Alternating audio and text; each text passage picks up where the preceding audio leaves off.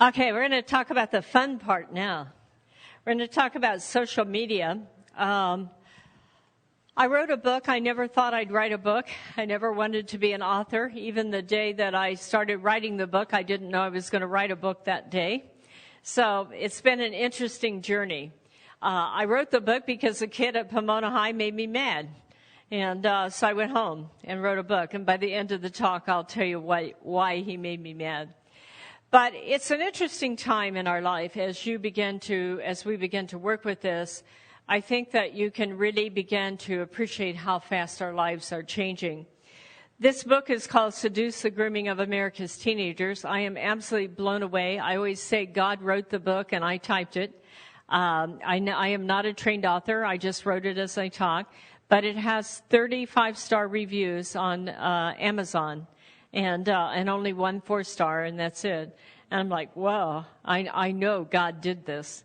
And I'm very, very grateful. It's in its second printing. We do have the book in several school districts now, especially for counselors. We were talking about that earlier, how important that is, that especially counselors understand how all this works.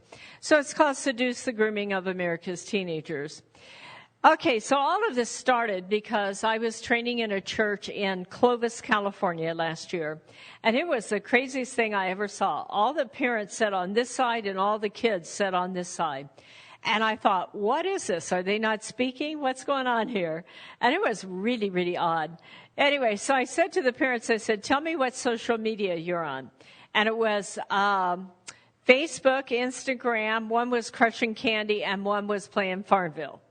So then I said to the kids, I said, tell me what social media you're on. And it was Tango, Tinder, Tumblr, Flickr, Uvu, Omegle, and Poof. It sounded like a foreign language. But all of a sudden I realized something, that before me was an e-chasm, an electronic chasm, and that we are in a unique time in society, in a unique time in history, that we have never, ever been at before. And I think that this is really, really important to understand this, because we have an entire generation of young people who have never not known the internet. Haven't they always known the internet, this generation? Now, the older kids, they knew the internet, but they didn't have these devices 24/7. 87% of kids sleep with their phone. And I'm going to tell you that everyone in this room has taken your phone to the bathroom with you at least once, okay? And 20% of you lost it in the toilet. And I am one of them. But think about that. We were talking today here when Les was saying that he had to give up his phone when he was at the prison the other day.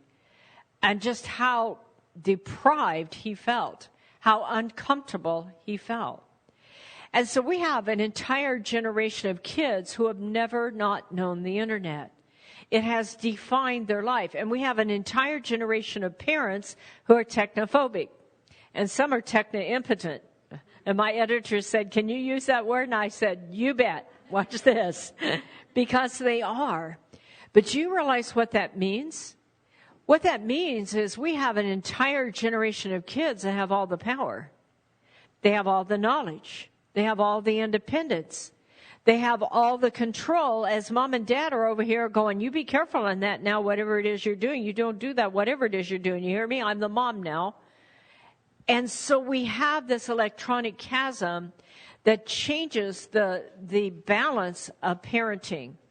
And I think that that's very, very important to recognize that. I love to show this to kids. Do you guys realize this is the first computer? What is really scary is I was alive when that happened, okay? But everything that's in that computer now is now on this. And it just changes everything. Let me ask you a question. Who owns the internet? Anybody know? Nobody? That's the right answer. Can you think of anything else in our life that nobody owns? That is an amazing factor. I remember when the internet came out, I was so excited. I was in sales. I was in international sales. I'm like, I got to find out who owns this because this is going to be really big and I got to sell them something. And I couldn't find out. What do you mean nobody owns it? Somebody owns it. But when you have something like this that connects the whole world and nobody owns it, that is going to change everyone's life. So let me ask you this. If nobody owns it, is it private? It's a fascinating thing because we all know it's not private. But I bet you almost everybody in this room sat behind a keyboard once and started to give away your deepest secret or record something very private. Or think about sending out a photo to someone, believing that whoever you're sending it to is the only person that's ever going to see it. But I can tell you that that's just not true. In fact, I know that if I go on a Nordstrom website and I'm looking at something, in 15 seconds when I'm off of that, I get an ad from Chico's. They know exactly where I've been and what I'm looking for. And we need to think about that when in terms of educating our kids, especially when it comes to photos. So there are over 3 billion internet users, over 3 billion. 40% of the world is now connected by the internet. And the FBI says there are over 1 million predators at any given time on the internet. Do you realize that when you hand your 10 or 12-year-old young person a cell phone, that they are going to meet more strangers than you have known in a lifetime? And what are we doing to prepare them for that? One of the things I'm going to tell you is I'm not against technology. Technology is here to stay. Technology is not good and it's not bad. It is how you choose to use technology. And I'm going to be talking about video gaming before I'm through, and there's nothing wrong with some video games. Our kids are learning through video gaming at schools. You see 3- and 4-year-olds walking around with a little tablet, right? By the way, they can get highly addicted at a very young age. And there's I don't know if it's on my Facebook page or not, but I just saw a video of showing an 18-month-old child a tablet, and then they took it away.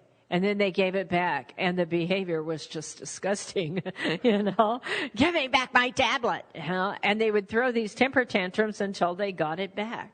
It is very, very addictive. But think about what all this means. I read of a case recently where they gave a 9-year-old boy a smartphone. And this kid was one smart kid. He immediately went on and figured out how to download the Kik app. And you're going to hear about Kik from me because that's one of my big pet peeves. But he immediately downloaded the Kik app and met his local pedophile. And the pedophile's 44 years old, and he wants his naked photo. So the guy goes, okay. So he takes his naked photo, and he downloads that or uploads that on Kik, and he sends it out to the pedophile. And they found this out because the pedophile showed up at the house. But think about this whole scenario. This 9-year-old, in less than 1 hour, figured out to install Kik, download, meet a stranger, take a photo. Now, he hasn't gone through puberty, so why does he think he's taken a naked photo? But the guy wanted a naked photo, so he shot it and sent it off. It would take you and I 4 hours. Some of you, it would take 10 hours, and some of you never, to download, upload, photo, send off like that. But this 9-year-old kid could do it just like that. What he couldn't do is put together the cognitive reasoning that he shouldn't be doing that. And why? And this is one of the things we have to think out, because it's kind of like handing your 10-year-old a bottle of vodka and saying, no, you carry that around till you're 14, but don't open that. Because I can guarantee you every child, I can guarantee you every one of you adults sitting here, when you did something when you were 12 years old that somebody told you not to do. Why not? You're going through puberty and you're going to explore. You're becoming independent. Except now, we load these things up and hand them to our kids that can reach total strangers, that can change their thinking. In fact, now, total strangers are influencing our kids on morality, spirituality, sexuality, gender choice. I find that one kind of amusing if it wasn't so serious. I always say I didn't know I had a choice. I thought I had to be a blonde, but gender choice. Do you know our state is looking at allowing kids to make gender choice without parental permission? Whoa, how did we get to there? Abortion, attitudes on ISIS, This is an interesting thing. I saw a case on TV one night on Bill O'Reilly, Fox News. You're starting to get the idea I'm a Republican probably, but anyway. Bill O'Reilly, Fox News. I'm watching this. And this family came on, and their son was 20 years old. His name was Chris Cornell. And he was caught with a pipe bomb ready to blow up a landmark in Washington, D.C. And Mom and Dad were on Bill O'Reilly, and they're going, not Chris. I mean, Chris doesn't have a violent bone in his whole body. And he's certainly not political. The only thing Chris ever did was that he played video games 10 hours a day and talked to his kitty. Well, it wasn't Kitty. This guy is in a video game that has a chat room with a sub-chat room. And he was in a chat room with ISIS. ISIS has chat rooms on World of Warcraft. They have it on Grand Theft Auto that we know of. You get in there and you're playing a game of violence and sex and having a good time, and these people are talking to you, and you need their approval. And that's what happened to Chris Cornell. 10 hours a day, he's playing one of these very violent games, and somebody is talking to him. And so now we have the availability. These are things that parents used to be responsible for in training their kids. But now your average family only talks to their own child about an hour and a half a day at most, because the rest of the time, the young person is interacting through social media. I believe that we're in the fight of our lives for our kids' soul. I believe that with all of my heart. And we must stand up and pay attention to this. The reason I wrote my book is because I'm involved in case after case after case, which you will see on my social media, on my Facebook, where you will see that a total stranger accessed and groomed kids. It doesn't always end in sex trafficking. Sometimes it does. Other times it ends in sextortion, which is blackmail with a photo. Sex and extortion, sextortion. Sometimes it ends in child pornography. So I started looking at this. Let me tell you a couple of cases of this. One of them, I was on NBC, and I've been on TV a lot lately, and I don't know why God wanted to wait till I'm 70 years old to put me on TV. He has a very cruel sense of humor. But on we go. This was a guy in Nuevo, up by Paris. He had read my book and he had heard my talk. And he's a real cowboy, this dad. I love this dad. He's wonderful. But he had a 12-year-old daughter. And he started reading the book, and he realized she was on Kick and Omegle. And he had never even heard of these before we started talking. Anyway, so he began to extract it from his daughter. And that night at 2 a.m, she decided that she was going to sneak out her bedroom window and meet up with her newfound love on Kick. He was a 16-year-old kid from San Diego. And so at 2 a.m, Dad heard the window shut, and he panicked. He jumped up, he ran down the hall, and sure enough, she was gone. So he grabbed his robe, he got in the car, and it's very dark in Nuevo at night. There's no street lights. It's kind of country out there. But he sees his daughter getting in the car with a total stranger at 2 a.m. And so he raced his car down there, slammed on the brakes, opened the car door, pulled the driver out, and just smacked him out cold. And this guy was laying there on the pavement, and so he took a picture of it, and then he called NBC and said, call Miss Singleton, we're going to do a TV show on this. And then it ended up on Fox News, but I was cut out of the big time, so there went my big break. Anyway, but think about this. His 12-year-old daughter had one leg in the car. He wasn't 16. He was 27 and a registered sex offender. And her life would have changed just like that if he had not been all over this deal. What happened? Accessed and groomed and beginning to be recruited. Maybe not child sex trafficking, but certainly child exploitation in that case. So I'd like to show this picture to the girls because, you see, this is exactly how grooming works.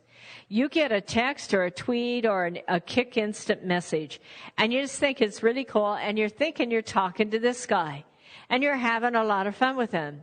But what you really find out is this guy. And I think we can all agree this guy's ugly, okay? I say that all the time. I can't imagine a 14-year-old girl who goes, hey, baby, you're hot. Really. Honestly. But look at this guy. He has 300 victims. 300 on Kik, Skype, Omegle, Uvu, and Facebook. How does anybody that ugly get any victim? He doesn't look like that. He looks like this. And he sounds like that. And then he begins to groom her. And she falls in love with a fantasy. And it becomes her obsession. And he begins to manipulate. So here is our biggest case. I was talking to some people about this earlier there. Because this case came to us because I trained 744 kids in one day at Riverside Convention Center. And when I was all through, 2 girls came up. It tells you it's worth it to talk to young people in schools. 2 girls came up and showed me their phone, and they said, we thought we were just having fun. We had no idea. And they gave me their phones for a bit so I could get a hold of the task force and download the data and then give them back. But this was the beginning of a case that involved more than 160 young people in Riverside County. What happened is this man right here pretended to be a girl. This wasn't anything sophisticated. This wasn't one of those, Tinder or Tango or Uvu or anything. It was Facebook. He created a Facebook page with a girl's picture. I don't even know if he knew the girl. And this girl would talk about how cool it was to be a prostitute and all the money that she had made. She just bought a new car. She'd go to Vegas. She had all new clothes. Stuff was like really, really cool. And more than 160 kids contacted her about, how do I do this? We believe more than 200, but he's been in jail for several months now, and we had to get it to court. So we stopped at the 160. We have enough legal evidence for 120 victims and 61 charges. If we win, he will get life in prison. There's some very long sentences for this. But what would happen is these girls would contact the other girl and say, show me how to do this, because she's making all this money. And so the girl would say to them, look, I'll set you up with our best customer. He's great in bed. You'll have a great time. You'll make some money, and he tips well. You'll have a good time. It's just sex. Let's try you out and see if you're this material. Remember, the girl doesn't exist. The date that they set him up with was the guy pretending to be the girl. 120 girls had sex with him, trying out to be a prostitute. 17 of them were forced into serious prostitution. After he had sex with them, he would set them down and say, let me show you the film that we just made. You are ruined. You are damaged goods, and you will do this because you are, in fact, now an official prostitute. 120 kids right in our county off of Facebook. This has just happened in the last 2 months. This has just been announced. I just found out it was one of my leads that did it. I often don't know. I take leads all day long, and I don't know what happens to them. But this guy right here, there never was a girl. So that is how it happens. Now let me share with you this concept, because I believe this is at the heart and the soul of the real matter. This is based on a story that happened a year ago last May. I had trained at Los Angeles Office of Education. One lady there was really powerful in that organization, and she had an 18-year-old daughter. Now, there wasn't a father in the life, but mom and daughter are very close. The girl is a straight A student. She has a scholarship going to college. This doesn't always just happen to street kids. This happens to very smart kids. And what had happened here is mom heard my talk, and she decided she was going to go home and sit down and talk to her daughter. She did this on a Friday night. When she began to talk to her daughter began to cry, and she went to her bedroom, and she came back with a passport and an airline ticket to Ireland. Now, mom knew that she played Xbox with this 28-year-old guy in Ireland, but it was like a pen pal. I mean, he's halfway around the world. How bad can this be? And that is part of the fantasy. Now, this very smart girl was groomed by this guy without realizing it. And literally, in the 9 months, he got her to quit her job. She quit school 6 weeks from graduating with a scholarship. Behind mom's back, she arranged to get a passport.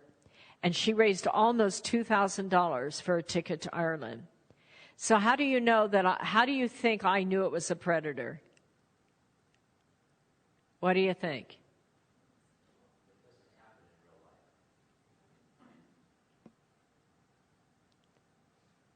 What do you think? Any of you young people? How do you think I knew it was a predator? That it wasn't real? How about the fact that he didn't respect her? Here she's about to graduate in 6 weeks with a scholarship. And if he really loved her, wouldn't he say, hey, baby, I'll wait. It's only 6 weeks. I want what's good for you.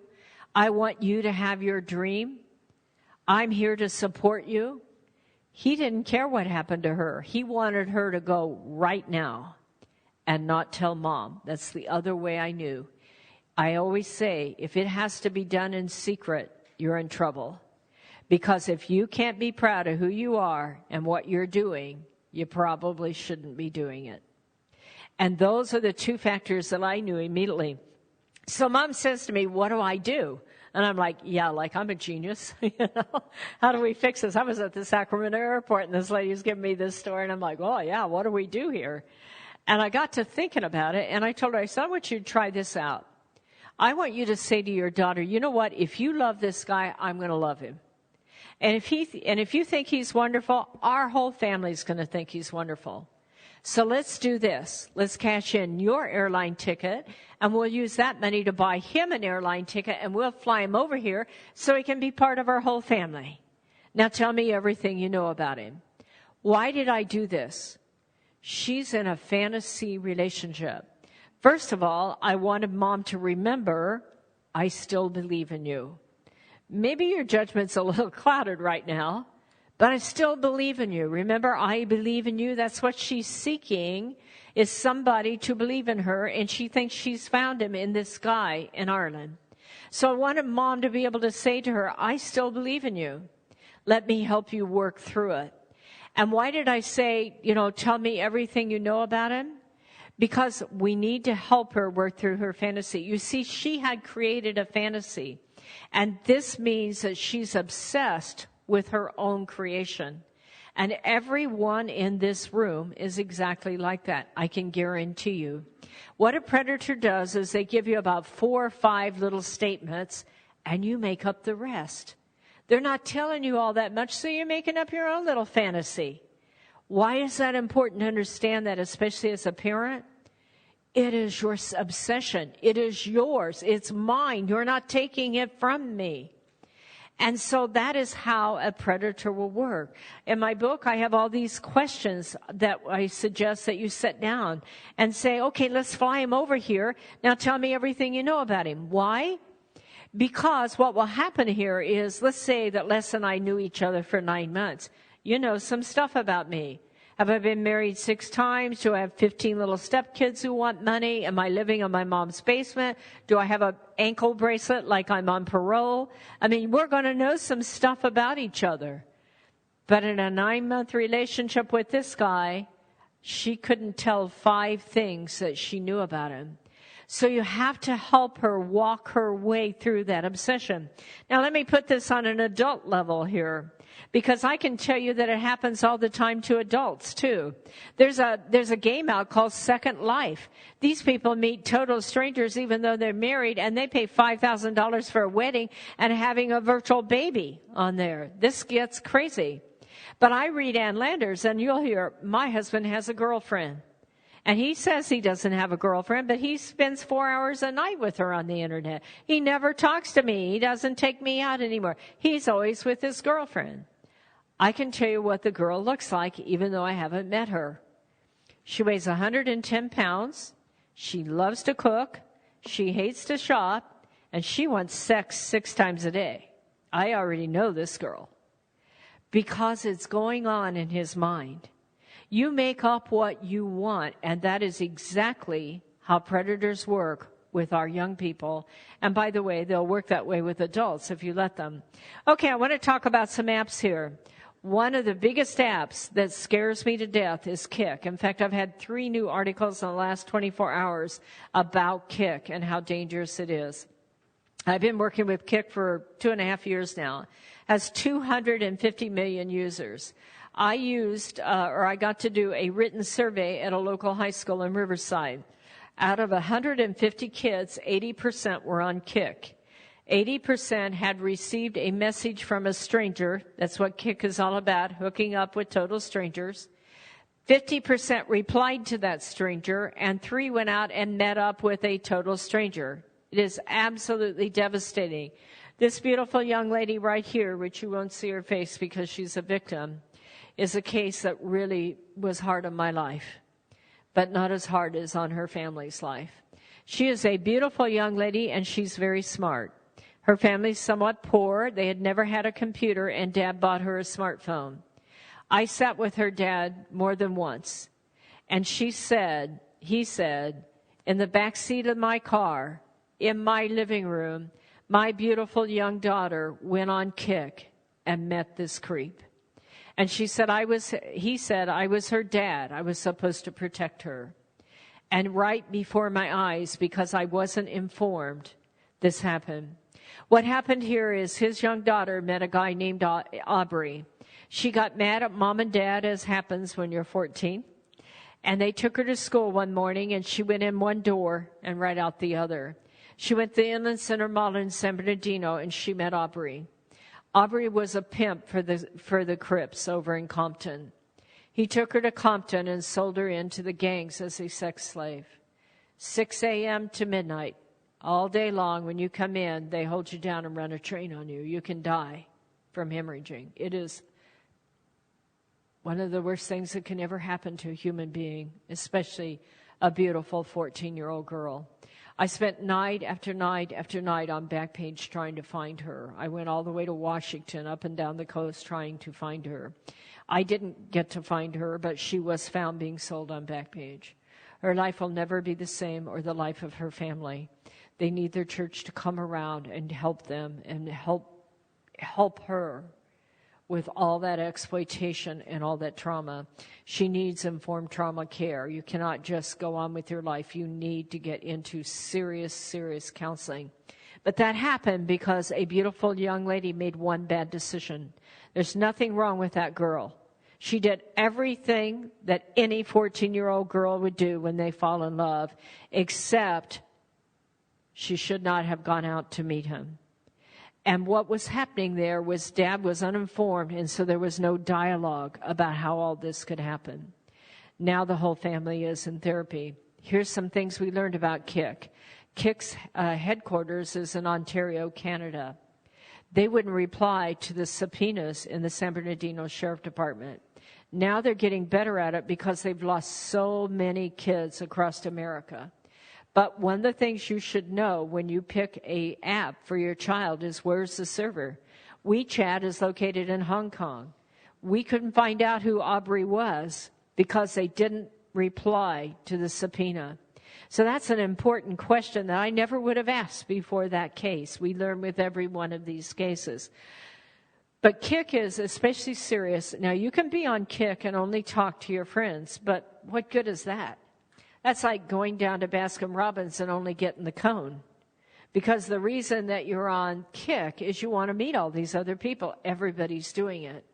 But the minute you open that door to total strangers, and quite frankly, predators and pornographers, pedophiles, comb through all the photos on Kik. And if there's a naked photo of one person sending it to another, they will intercept it and put it on large-scale child porn rings. We know that because we've seen them ourselves. I worry about Kik myself because it is the biggest app. If you look on my Facebook, you'll probably see a couple of articles. One today, a girl met up with a guy and he killed her. But this is a scary, scary app, and it is the one the kids love the most. Okay, I want to talk about Omegle because this is the foundation to a new technology that is coming out. Now, I'm going to show you something that is absolutely ridiculous here and just silliness, but I want you to understand the technology. It took us 2 hours to get all the F words out of this, to let you know, so that we could show you a 45-second clip. And you may want to go on Omegle, go on YouTube tonight and plug in Omegle. You need to brace yourself if you're tender. I wouldn't recommend it. I wouldn't recommend it if you have children in the household. You want to keep the sound down because they have a very limited vocabulary, and some of them have a single-digit IQ. But here's the technology. The Internet's become very wide, very fast, and a big bandwidth. So now our kids can do video chat rooms, and then we're going to talk about live streaming, which is the extension of video chat rooms. But this was the beginning. Remember our ugly guy? He found people on Omegle. Well, what happens in Omegle, their logo is Talk to Strangers. And you literally are looking up. While mom and dad is off at the grocery store, our kids are on their webcam talking to total strangers by the millions, by the way. This is not a small thing that's happening. So these cute little girls signed up, and they got their next available random stranger. They got that lovely Christian fellow there. And so you don't know who you're going to meet. And so I'm going to show you a deal where some guy's hanging himself. Nobody gets hurt. It's a trick. All the kids laugh. The parents panic. But it's a gag. It's a prank. But I want you to see how young these kids are that are meeting up with total strangers, obviously in the bedroom of their own home somewhere, and see how dangerous this is. In the end, I want you to see how the last girls are dressed, because these girls didn't know who they're going to meet. Are we ready? Oh, there's no sound. We need sound. Hold on a minute. Ready? There we go. This is the hangman on Omegle. This is a prank. Oh my God, stop. No, turn it off. Turn it off. I'm going to pee my pants. Then pee your pants, boy! No, don't mind me. I'm dead. Are you alright? Wait, be serious. Are you alright? Oh my God. What do? Life isn't worth ending after all. Oh, this is the beauty of life. I don't need to hang myself. I'll dance. Woo! Yeah! So that is how our kids are entertaining themselves these days, with video chat rooms. If you go onto YouTube and put in Omegle, you'll see literally hundreds of these. But you see the danger? Those girls didn't know who they're going to meet. Absolutely didn't know. Do you see how young that boy is? Where is mom and dad as this is taking place? Here's another one right here. Look how young this girl is as she's doing the stalker prank. Remember, she doesn't know what she's going to get. You get all kinds of craziness when you sign up for this. So I want to talk a minute about a concept called camming. I'm kind of taking you through technology if you're wondering. But there is a huge trend now for young people moving into making their own pornography and selling it at school with their bitcoins. And what we're talking about here is cyber currency is changing. Bitcoins is the money that they use in most games other than World of Warcraft, which uses wild gold. But kids are sitting in their own bedroom making their pornography. It's an $80 billion business now. And then their boyfriend is selling it on the playground, on the school campus, and the kid next door is buying it with his Grand Theft Auto account. And so it has become very big business. Now, this is the next technology, and I'm very excited about this technology, but I'm also terrified for our children if we don't understand how to protect them to do it. I'm excited because this will replace Facebook. This is called live streaming. You basically take this little cell phone and you record yourself, and you can send it out around the world, and it's Facebook on steroids is how I call it. You can send it out the world, and literally tens of thousands of people go, oh, I want to follow that. In fact, there's a pastor on this that has 16 million followers already, or 12 million followers. And I could see myself using using it to educate the entire world about what is happening here. So it's going to have some good uses. In a year, this idea of posting a photo on Facebook and sending it out only to your friends will go away because our kids are going to go, oh, I got 30,000 followers. I got 50,000 followers. Well, I'm sure they're all lovely Christian people who only want the best for your daughter, you know, if you think about it. So it can be dangerous, but it will be the way of the future for businesses to reach out across the world and get new business. So again, technology isn't bad or good. It's how we educate our young people to use it. This little guy down here is called Meerkat. He was the beginning, now Periscope. Just this week, Facebook introduced Facebook live streaming. And so they probably will overtake Periscope at some point. So I want to take a minute and talk about child pornography because I want to kind of paint a picture for you of how all of this comes together. So I talk about child pornography for a couple reasons. One is I want young boys to understand this is how young boys get exploited. But I also want you to understand how our world is fast changing. I started studying child pornography because of the fact that we were seeing 5 cases for every sex trafficking case. Remember, I look at these cases every day. By the way, I'm going to do a side trip here. So I spent the whole week at Super Bowl working with the FBI behind the scenes. I spent the entire week working my way through sites like Backpage and Facebook, or Backpage and My Red Book, My Scarlet Book now, and SipSap and a lot of sites like this, and we began to track them. We discovered 3 child pornography rings. And, you know, I don't look at pornography myself. I don't believe it's a healthy thing to do. But there is a time when you have to interfere if you see child pornography. And these sites, these prostitution sites, led us to 3 child pornography rings. They were vile beyond belief, and we got them immediately off to ICAC, Internet Crimes Against Children. But they're able to run these sites in something called the dark web. So the reason that I share, especially with teenagers, is because people, one of the best ways that predators will recruit you is they want your naked photo. And if they can lure you into sending a naked photo, even one, you're trapped. And so I teach kids, don't be sending that out. And if your boyfriend wants a naked photo, remember, or your girlfriend, remember how we said nothing on the internet is private? Remember how we said that? Because it can go around the world in less than a week once you send that out there. On top of it, there is technology now called photo DNA. And what is happening is every email you all send out is being scanned for the algorithm of a naked child. If they see that, it gets sent back to NCMEC, National Center for Missing and Exploited Children, called NCMEC. And they pay banks of people to look at this. So if it's a selfie done by a teenager, it goes in a photo album at the FBI, and you'll never get it back. But it's also possible that that selfie's been intercepted and gone out on a large-scale child porn ring. But what is fascinating is since they started this technology developed by Microsoft, they have intercepted 144 million images of naked and exploited children. Is that just mind-boggling? And they haven't been doing it all that long. It's new technology.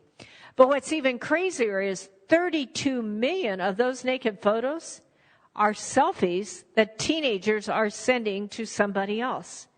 They take a naked photo, send it out there, and it gets intercepted. So if you think of the internet as a bucket of water, the top 75% of that bucket of water is where you and I live. Google, Bing, Chrome, all of those. The bottom 25% is where the bad guys live. That's called the dark web. I was invited to be a guest commentator on MSNBC for the Jared Fogle case, the guy who lost 200 pounds on the subway. And finally, in my old age, I'm a child porn expert. I'm like, this is really a strange place to find myself. But I'm on MSNBC because Jared Fogle was one sick puppy. His partner was even sicker. But here's what's fascinating on these 144. He's living in the dark web. I started a study of child pornography. 85% of child pornographers are Caucasian males. 40% of them are connected to schools. Interesting, isn't it? School superintendents, school teachers, school counselors, school janitors. And Jared Fogle ran a nonprofit that placed him on the school ground to train about childhood obesity. And in fact, that's one of the ways he was caught, was he was on that playground saying, wow, this 14-year-old, she's really hot. And somebody realized there's something sick about that and turned him in. In the meantime, his partner was Russell Taylor. And he was one sick puppy. He went to Thailand to have sex. But what was even sicker was he took a clock at his home, and he took the insides out and placed a camera in it and placed it in his 11-year-old daughter's bathroom so that when her girlfriends came over and spent the night and changed their clothes, it was filmed and put out on large-scale child porn rings. So child pornography is changing a lot because there are now forming large-scale child porn rings. I read recently where they say they're about to announce a child porn ring with 215,000 users. These are people that are living in that bottom 25% in that dark web. And this guy right here ran the largest child porn ring in the world. It had 27,000 users. He's 27 years old. He's from Albietta, Louisiana. 85% of his victims are boys in here. And so how does this happen? Well, let me show you. Suppose you're 12, 13 years old and you're playing World of Warcraft. And you're in there and you're shooting it up and you're having a great time and they had a little sex on there and you're talking to your team and your points are going up and things are good. And this cute little thing comes into your life. And you say to yourself, wow, how cool is that? A girl who plays World of Warcraft and she thinks I'm good. She thinks I'm hot. You get all excited. And pretty soon she sends you her naked photo, or at least the naked photo of somebody. And you go, oh, baby. And she wants one back. And so you shoot yourself in all your naked glory and you send it off to her, right? Only it's really him. It's a true story. And so he takes this and he puts it on this child porn ring. And all of a sudden, your 13-year-old son has several hundred people who think he might be gay. And they think they might be in love with him. And some think they want to come over. And some think they know where he lives. And some think that video ought to go out on the school Facebook page. Or on his personal Facebook. Or to his family. Or to the football players. And some want money. And some want to come over right now. Remember shame-based behavior? With guys, it's a little different than a girl. Instead of everything being a blow-up, you just shut down. You can't talk. You are terrified inside. You can't sleep. You go to school. You can't stay. You come home. You begin to run away. You come back, you run away. And some of them think of suicide. And it all happened because they thought they were in love with this deal right here. And that is how it is happening to our young men over and over and over. And all you have to do is go on my Facebook site and you will see the number of cases. So here is another one right here. This one's from January. He lured in over 300. Actually, there were over 1,600 that were lured to the website. But 300 of them were exploited with blackmail, sex, extortion. So it isn't that old. So before I go to gaming, I want to talk about technology. I haven't had time to make a slide for this because I got home very late last night. But some things have happened that God has laid on my heart in the last 10 days. And it's just mind-boggling, the world I live in. And I can kind of get a vision of where God wants me to take this. And he's opened some of the doors. I only see a few doors right now, but I can see him working, opening more doors. But let me explain to you some technology changes that are heavy on my heart. Facebook in the last 10 days has announced that they are opening a legitimate site in the dark web. You live in that top 75%, they're opening up a site in that bottom 25%. Facebook has opened up live streaming, like we talked about. where you can blast out a video, and it'll go to tens of thousands of people who then can reach back to you. Facebook has opened up money transfer. It's called cybercurrency. And it's a big, big deal. Because up until now, our kids have played video games with bitcoins. They go in, they buy an avatar, they buy some equipment, and you use a credit card to do that. But bitcoins are anonymous, and so is Facebook money messenger or money transfer system. iPhone now has money transfer. It's totally anonymous. And working with the pimps and prostitute undercover, trying to track it, they are buying all their ads now on bitcoins. So even if we could get a subpoena as the sheriff department, we can't track it because it's anonymous. So how do we make a case if we can't follow the money? But now we have Facebook, and now they've got dark web going out to tens of thousands, and we have something called cybercurrency that's not trackable. And I'm going to skip ahead a minute here. And just this month, they announced virtual reality pornography. This is heavy on my heart as I see where we're going to be in 15, 18 months from now. It'll take a little bit, but we're on our way. Virtual reality pornography is a kind of a new concept. Who uses virtual reality? Game makers, right? All those games are based on animated reality, virtual reality. I read a review this week, or maybe last week, of a man who was at the Consumer Electronics Show. He doesn't live in my world. This was just a man who tried it out. And he said he's been married 30 years, said he had a normal relationship with his wife. He's never cheated. And he went in to the booth at Consumer Electronics and tried out virtual reality pornography. He said within 5 minutes, his life will never be the same. He was in a threesome that was so vivid, he can't get it out of his brain. And he said he doesn't know how long really he was in there, just a short time. But it changed everything that he sees, and he came out and wrote a review about it. If we start doing two things here, start putting virtual reality pornography and video gaming, our children, and by the way, I just testified to this at the Blue Ribbon Commission for the state of California as they talked about how do we deal with the Johns. And I said, who's dealing with the Johns that are going to be here in 15 to 18 months? Because these kids that are playing these games right now are 15 and 18 years old, 15 and 16 years old. In another couple of years, when they have a steady diet of 4 hours a night of virtual reality pornography, their lives are going to be different. And that means my life is going to be different and your life is going to be different because they're going to be acting out. On top of it, I think about Facebook and I think about the impact of going in the dark web and offering it out to tens of thousands. That pastor has already 12 million followers. You start making child pornography or virtual pornography and sending it out to tens and 12s and 50,000 and a million people and letting them come into the dark web and using their bitcoins to buy this.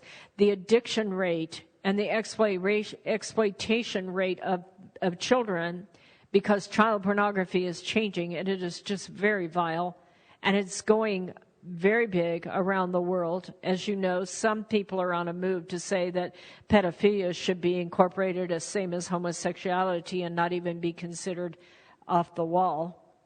And I say, dear Lord, the devil's at work here. And I start to see these changes coming on, and my heart is heavy on this because I believe in the next 18 to 24 months, our world is going to change dramatically. Now, I haven't finished on gaming. I'm going to go back, but I just feel God talking to me here. We need Christian leadership. We need strong male Christian leadership. We need to go to prayer. We need to examine how to create strong moral leaders in our young people. We need to come out of the shadows and say, this is happening now. And we, the church, must find a way to address this and begin to go out and take a look at this, that we know who we are and what we stand for, and that we stand against evil, whether it's adult or child. and that we take this problem on. And the way that we do that is educate and prepare ourselves. So I'm going to go back to gaming because this is the final. But I want people to understand gaming.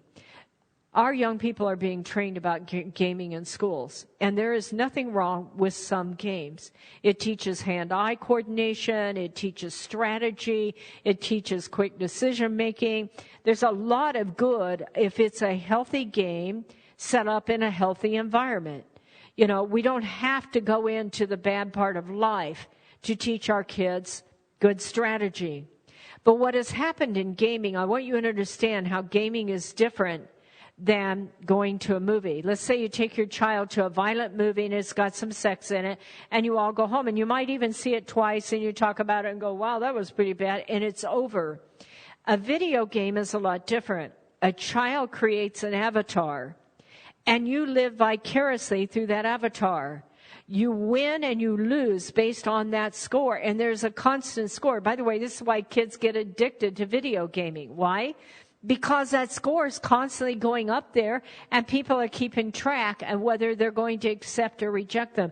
The person is living through an avatar, and their whole acceptance and rejection is based on that score. Then we put them into a world of violence. Not all games are violent. But I couldn't believe it last night. On the way home from San Jose, I stopped at a Carl's Jr. I hate going in that place, but I was hungry, and it was the only place left. They were wearing these caps for Black Ops and Call of Duty. And, I know of a girl who disappeared. He was a school counselor. He bought his 14-year-old daughter a game of Black Ops. She went on and met this guy and disappeared, and they've never seen her since. And I'm looking at this going, now we're promoting this at Carl's Jr. Of course, they promote a lot of things that I don't agree with. But think about this a minute. Isn't it interesting when we went into animated worlds, we went into virtual reality worlds, that we chose the occult and sorcery? Don't you find that interesting? I mean, can you imagine, the Bible verse, I don't even know if it's a Bible verse, but somewhere the phrase came to me that we laid our children on the altar of other gods. And I found that interesting, that I'm looking at this and I'm saying, we're taking our children and we're putting them in a world of occult, and we are adding animated sex. That's because we haven't got to virtual reality sex yet, but we will shortly. I had a cute little 13-year-old kid at Harupa High come up to me. He was the cutest kid. And he goes, oh, Miss, by the way, I picked this because it's on your TV, so I figure I can get away with it in a church. But he comes up to me and he goes, oh, Miss Singleton, he says, this is really raunchy. And I said, really raunchy? And he goes, oh, yeah, it's really raunchy. I said, you play this game? Oh, yeah, every night, he says. And I said, well, you think you're getting addicted? And he goes, I don't know. And I said, well, are you giving that up? And he goes, oh, probably not. I said, you're addicted. But he goes, it's really raunchy, I mean, the kid knew he's in trouble. And the reason I started looking at this is because my youth ministers were telling me how addicted their girls and guys that are 12, 13, 14 years old are getting to pornography. And you're going, where are they getting all this? Well, hello, you do this 2 hours a night in a world of violence and sex, and it gets crazier because you're building a score, and then we open the door to a chat room, and you need the approval of total strangers that you're talking to. Can you see where this is a incubator for grooming? You're in there 2, 3, 4 hours a night. You're running up that score. You maybe aren't winning, so you use your Bitcoins. You buy some more equipment because you need their approval. They're talking to you, and this is how people begin to groom our kids. And these video games have chat rooms, and those chat rooms have sub-chat rooms. And some of those sub-chat rooms are very vile. Some of them are bestiality, some are S&M, and some are ISIS. And that is how Chris Cornell became groomed. So we mix all this together, and let me show you the result. This is a game of Minecraft.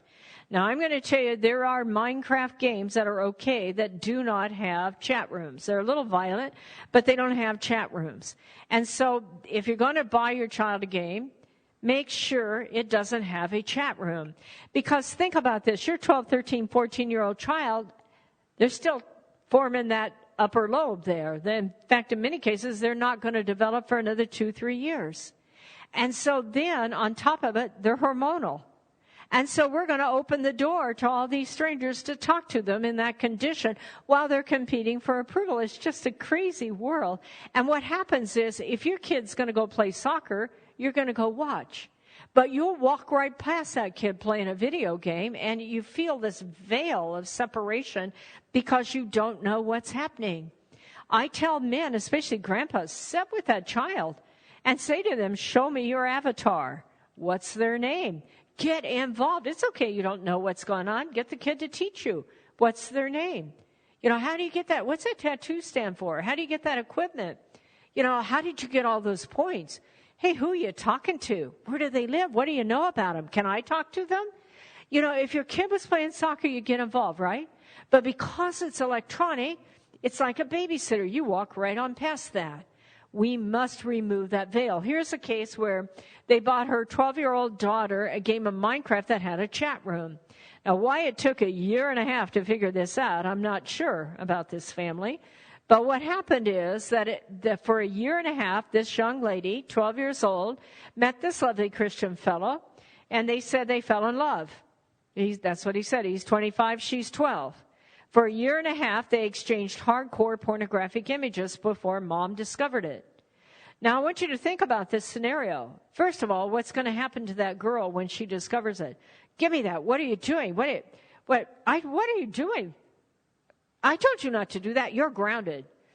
Her first sexual experience is punishment, is negative. For a year and a half, she's been groomed by a predator, by a pedophile. And if mom doesn't stop and get them both counseling, because who gave her that game?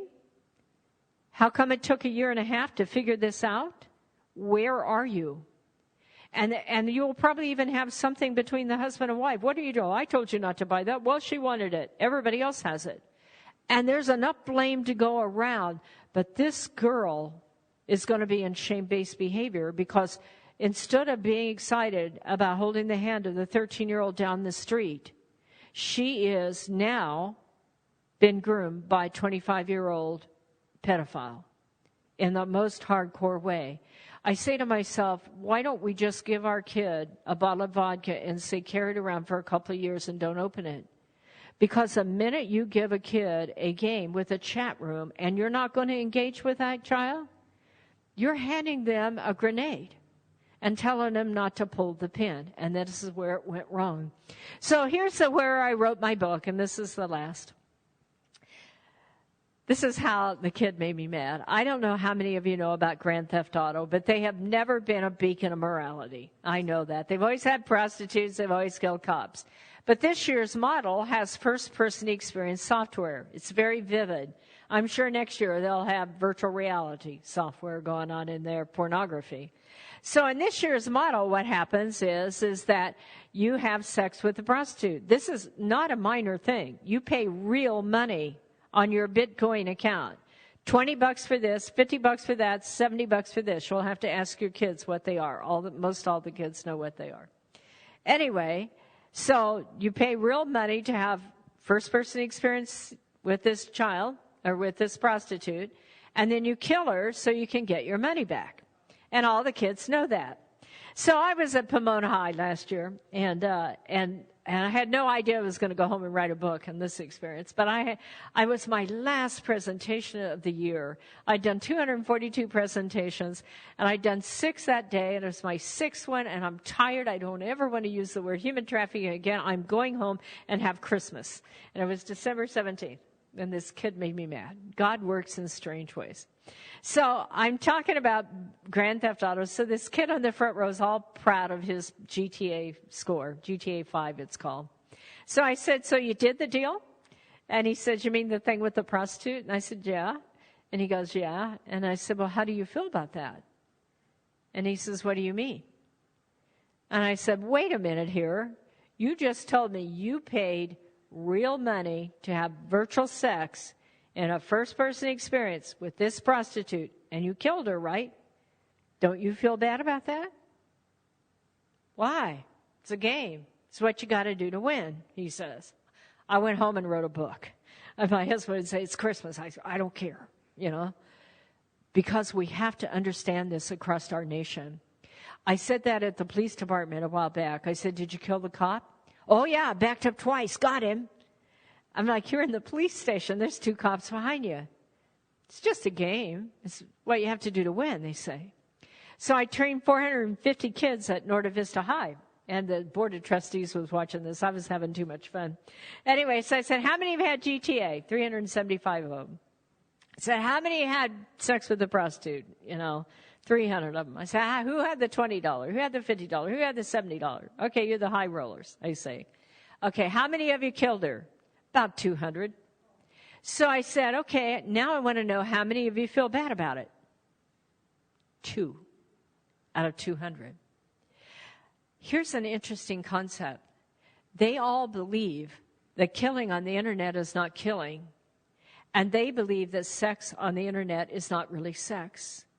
And what's fascinating is I go from church to church, and every now and then a church will allow me to take a survey of their young people. And in fact, it was a Calvary Chapel that I did this, a large-scale Calvary Chapel up in my area, wonderful people. And they allowed me to interview 26 of their kids. Out of 26 of their kids, 1/4 of them told me that sin on the internet is not sin. Isn't that interesting? What they're telling you, sex isn't sex and killing isn't killing, and sin on the internet is not sin because it's not real. They want you to believe that what they do on the internet has no consequences, that the decisions they make have no consequences because it's not real. And I am going to tell you, that is how you get 32 million naked photos on the internet of young kids taking selfies. Because they're in there playing that game and having a good time, and somebody says, hey, shoot this off to me, and you take that photo and you send it off because it's just a game. But the consequences of that decision become very, very real in a hurry. And I think this is one of the most important concepts that we need to think out. Because we do need this dialogue with our young people, that what you do on the internet is in fact real. Here is a hotline. You'll also get my business card if you want, but here is a hotline. I can give that to you later if you know of anybody that is being violated, and you have my business card. So this is the close. I never close without sharing this with you. Actually, I just realized this story came from Calvary Chapel, Murrieta. It was almost 6 years ago. And it is a story that literally sent me down this path. Now, I was already a long ways down this path, but it is this man who changed my life. And you never know what you're going to do that will change somebody else's life. And this man changed mine. The sad part is he doesn't know it because I didn't get his name. I didn't understand the impact at the moment that it happened. But this man came up to me about 6 years ago after I talked at Calvary Chapel, Murrieta. And he said to me, he was about 50, and just a nice guy. And he said to me, my daughter is a prostitute. And he said, I know that. And he said, she's been gone 3 years. And I have looked everywhere for her, and I cannot find her. This is, by the way, why I work with families.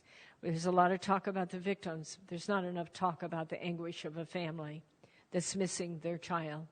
He told me, he said, I've looked everywhere for her. He told me, he said, I'm a truck driver.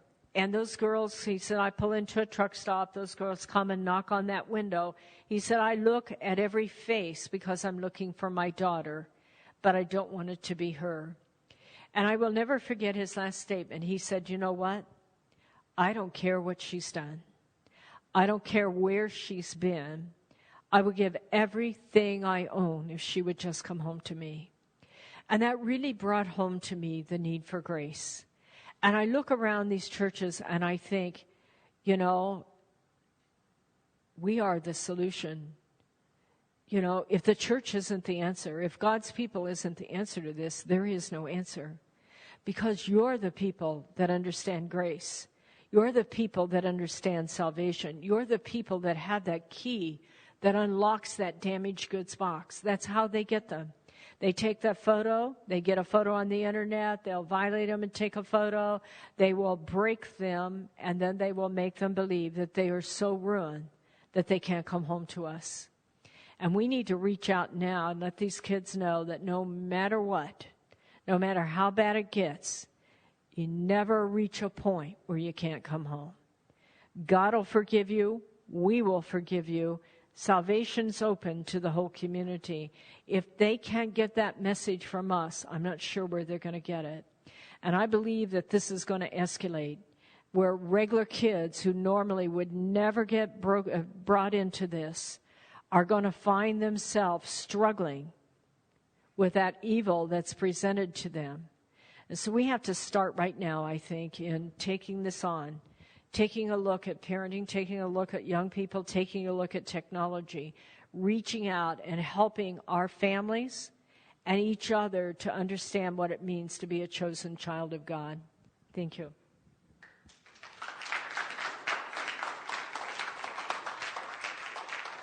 Time for a few questions. Yeah, sure. Are there any questions before the food's on its way? They just called me. It should be here any moment. But yes, ma'am. So I came because I'm the parent of 3 girls, 7, 10, and 11. How do I start the dialogue with them about the stuff that's out there when we haven't had the most basic dialogue about what sex is in general? So to have a conversation with them or, to try and warn them about how do I start a dialogue about this at that young age? You want to be very careful, especially with the 7-year-old. You don't want sex to be a negative. It needs to be a positive. And I believe the dialogue starts with, you are a chosen child of God. And, I would not be afraid to talk about sex. They're going to hear it, trust me. It's starting much younger. I go into 8th grade classes and they can write this for me. Now, 7th grade's a little bit younger on there, but I believe that it's important that you start this dialogue to say, there's some bad guys out there, and I'd handle your 11-year-old different than your 7-year-old. The average age for entering prostitution in our community is just under 13. So I think that parents, and it depends on how you've raised them. I can tell you probably spent a lot of time and being very close to them. But don't be afraid of the dialogue. And I would say, I don't know all this technology, but before you get any technology, first of all, the 11-year-old, I'd say you're not getting any until you're a little bit older. But, I'm not going to just say no, no, no. By the way, I never have a problem saying no. You own that phone, and you look right at them when the time comes. If you see your kid standing on a train track and there's a moving train, you push your kid out of the way. And as a parent, you own that phone, and you should say no. However, what I would say to your child is, I want you to be a leader. This technology is all new. You're the first generation that is going to be doing this. And just as I want you to be a Christian leader, I want you to be a leader in technology and how to use it. So you and I want to learn it together. And you can go on my Facebook page and you can look at some of those stories and say, wow, look at what this guy did to this girl. And, she was probably a great kid, and she just kind of got sucked in here, and she believed what they had to say. I wouldn't want that to happen to you. You don't have to traumatize them to do that. Now, this talk that I've given you is generally for adults, and so I tell it like it is. But, you need to be able to sit down and have that dialogue and say, teach me this stuff together. Because, I spend 70 hours a week when I'm not teaching and supporting the sheriff. I'm educating myself on this, and it is fast changing. So as a parent, I think it's all about developing that trust and that dialogue between them. I think back to that girl who bought the Ireland ticket. Her and her mom had a great relationship, but he had still groomed her to do this behind her back. But when mom sat down with her, she said, "You're right." And she realized that what she was doing was wrong. And I've seen families she'd throw a temper tantrum, march out, and you won't see her again, because they hadn't built that camaraderie. And I think that's everything. Build the trust between them. By the way, that survey I did at Calvary Chapel, one of the questions I said is, do you believe that your parents have a right to know everything you do on the internet? And 100% of them said, yes, I do. And then I said, why? And most of them said, because I want them to trust me. But one of them said, because I trust my parents. Don't you like that? Yeah, I like that answer. But that is part of it, building that relationship, because there is so much outside influence. By the way, I didn't mention this, but my book is $16, and I have some here for me, and I take hot checks or cash or anything else. Yes. My concern is for my grandkids. Just hearing them, so some of it is very hard. But my son and my daughter and her daughter will take photos on their Mm-hmm. phone, and then they upload and send them to me sometime, general on Facebook. I heard that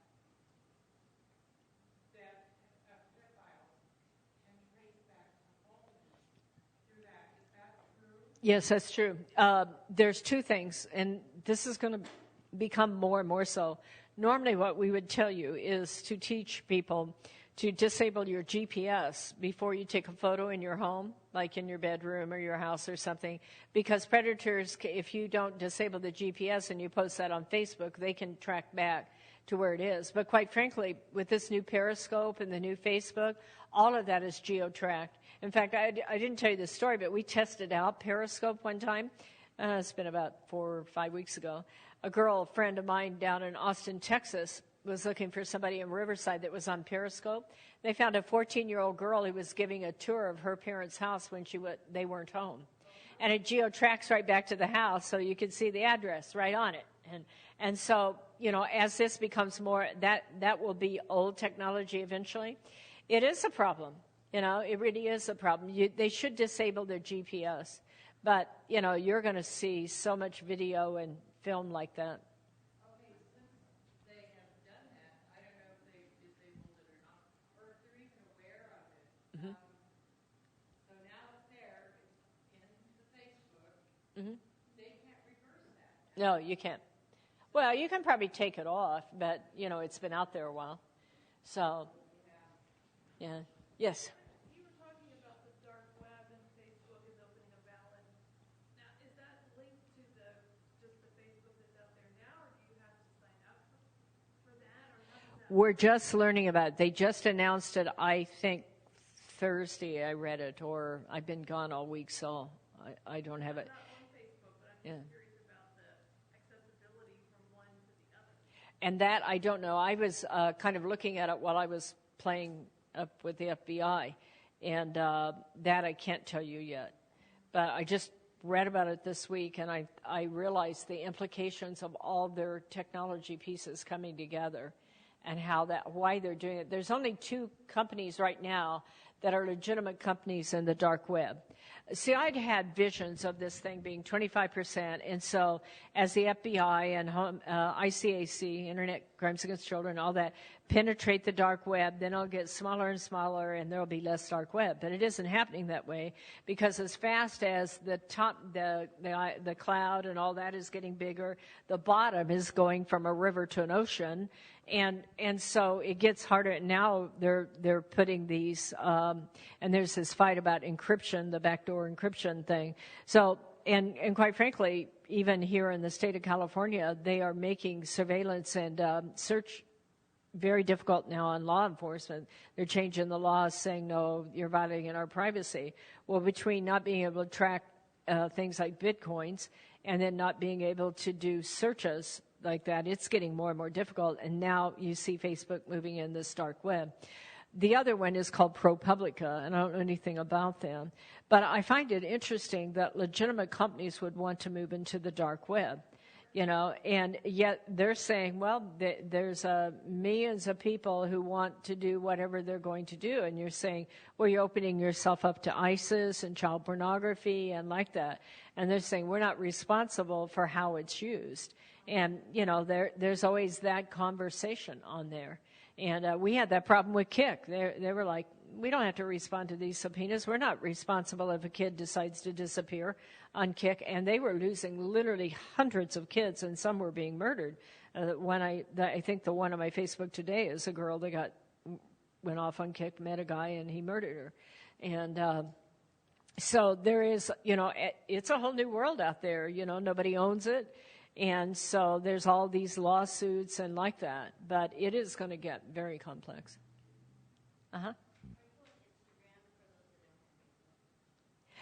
I think Susie's just setting this up. I have somebody who runs all my social media. Poor lady, I only pay her $300 a month. She's a saint. It's all I can do to get $300 to pay her, and I want to give her some more. But I believe she opened up my Instagram, I think, but I'm not sure. She runs all that and posts it because I'm always out somewhere, and that's her skill, and she wanted to do that. So, yeah, I know she was. She rode back from San Jose yesterday, and she was playing on it on Instagram with me. So she was trying to teach me to tweet. When you get a tweet from me, it's not really me. So, I have tweeters and waiting kind of thing, So.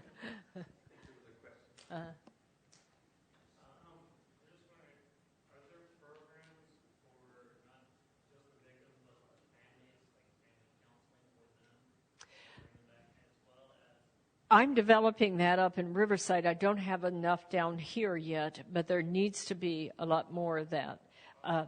I have several family. I love to train licensed marriage and family therapists. That's where I get many of my cases. They're working on these cases and they don't realize what they're working on. And so once I get them trained, then all of a sudden I get a whole new batch of cases. But we need to train licensed family therapists because there's a lot of services for victims, but that family needs to be able to come alongside, and then, like you say, they need to have family therapy. The first thing a predator do is separate the child from the parent and make the parent the bad guy. And especially if there's not a male in the house, they play that game. I'm sorry you don't have a dad in your life.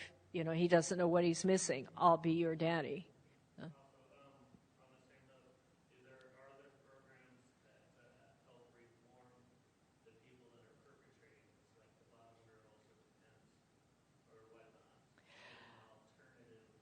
Well, the reformation for a pimp is usually about 25 years in prison. And because this, I'm trying to be very gentle with you, but pimping is vile. I can't think of any other word. Electrocution, burning, sodomizing, it gets really, really awful what they do to another human being. And the sentences are very, very long. Now let me talk about the bottom girl for a minute, because that is a very difficult subject. In order to be a bottom girl, you had to be a victim once. And so are you a perpetrator or a victim?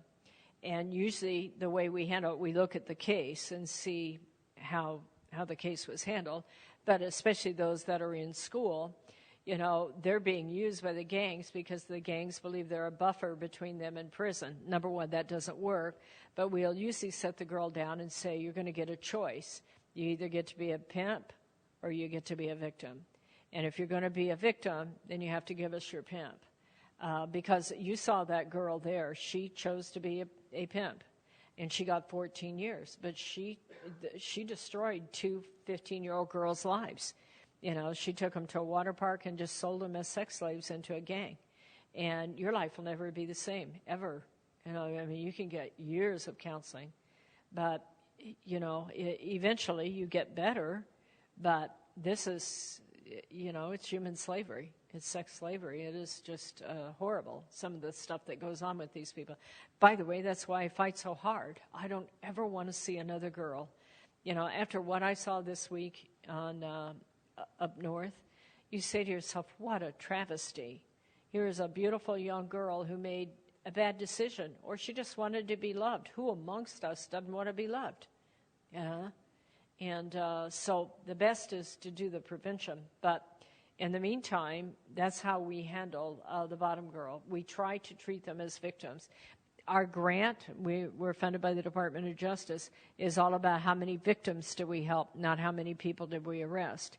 Now, quite frankly, you're going to find I'm all about arresting perpetrators because I already know that your average guy will have at least 5 girls. If you might be able to save one, but if you don't get that guy off the street, he's just going to replace her just like that. So we need to treat this like the crime that it is. I had a question about the grooming. So if you have a relative who likes to buy your kids lots of things because he loves them, are we sending the message to the girls that that's that that's what they should expect in a loving relationship? And so if somebody comes up and some boy offers to buy them something. Yeah, I'd have a dialogue about that. Love isn't things. Love isn't material things. And, I don't know anything. I've been in the business so long. You have a male buying your kids lots of gifts? Sorry, you can tell I'm jaded. I'm like, wait a minute, what do we know about this guy? Anyway, but that, it might be perfectly okay. My father who grew up with nothing, so he loves, and now Buy them he's things. able to give them things that he never was able to have, so he loves that. Sure. I mean, sometimes it's walking away, let's take the dollar store and say, Sure. we'll buy you anything. Yeah. I'm a grandma. I've done that a couple of times. But anyway, I would just make it very clear that it isn't about materialism and like that. And that's very true of all relationships. I mean, I would just have that dialogue with them. But, you begin to watch anytime somebody's starting to give them gifts, especially if it comes to another girl. You just, as a parent, somehow you think that it's just another girl. What's the heck? And you don't realize, but those go very quickly. You want to be all over that. Anybody else? Yes. What about the depraved Johns? What do our laws teach them? Well, I have mixed emotions about Johns. I'm not your average person on that. First of all, in this business, we have 3 different kinds of Johns. One is gang Johns, and you're not going to do anything about rehabilitation of most of those. You might as well just send them to prison because that's when a girl is sold into a gang and like that. The next one is the migrant Johns, like I talked about with the brothel, the temporary brothel, and that has a whole different kind of approach. So if we get down to the average sex buyer, if you don't know what I'm talking about by Johns, it's a person who's buying sex. I believe we need 2 approaches, and I believe our society is handling it wrong, and I testified to this at the Blue Ribbon Commission, and I got some some people thought, wow, that's cool, and other people thought, But here's my line of thinking. Most men think it's prostitution as usual. Been around, you hear this line all the time. Been around since the days of Christ, forever. World's oldest profession. And I'm saying all of that is true.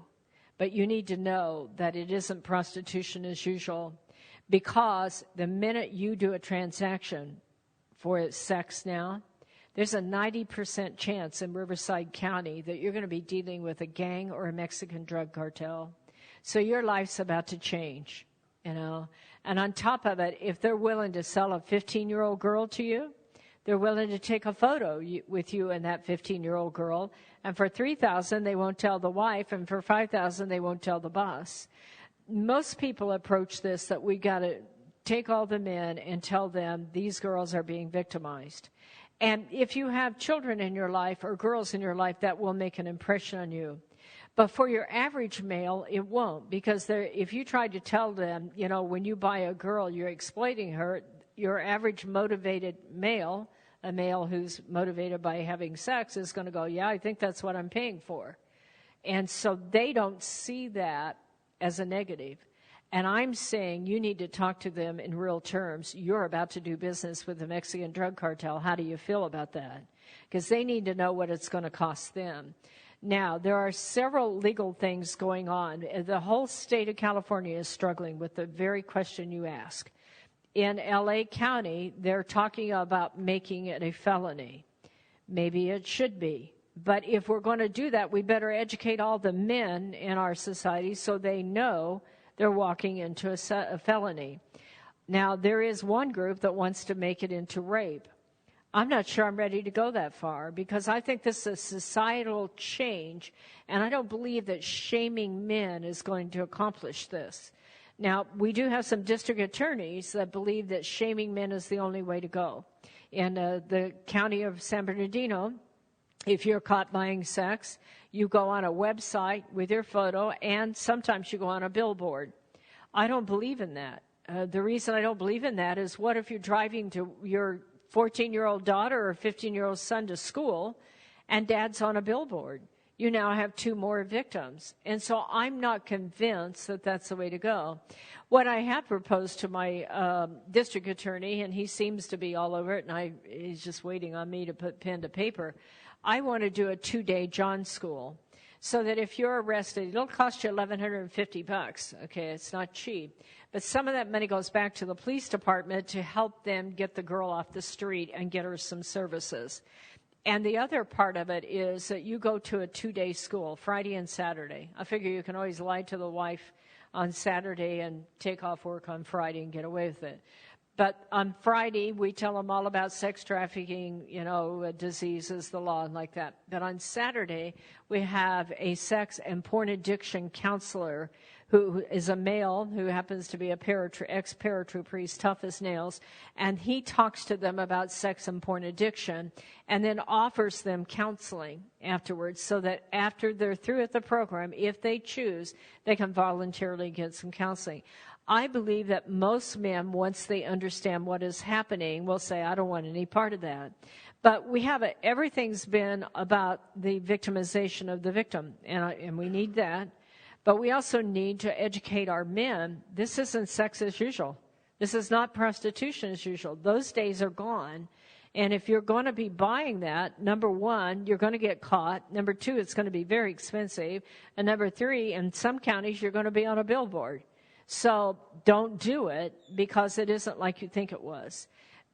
Our society changed without us. I mean, I don't know how many men that are here that have heard this before, but we need to educate the males also that this changed.